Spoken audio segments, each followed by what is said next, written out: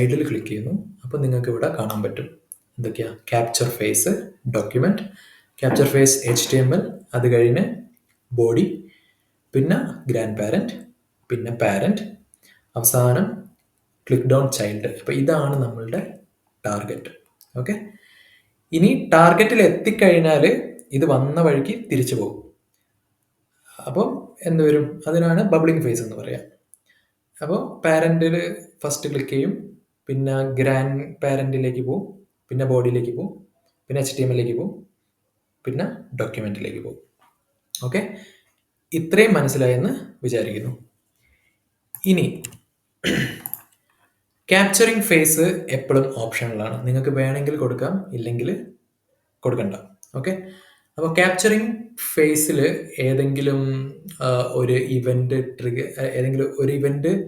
Trigger ചെയ്യുമ്പോൾ ഏതെങ്കിലും function നിങ്ങൾക്ക് ക്യാപ്ചറിങ് ഫേസിലാണ് എക്സിക്യൂട്ട് ചെയ്യുന്നതെങ്കിൽ നിങ്ങൾ ആഡ് ഇവന്റ് ലിസണറിന്റെ മൂന്നാമത്തെ ആർഗ്യുമെന്റ് ആയിട്ട് ട്രൂ എന്ന് കൊടുക്കണം.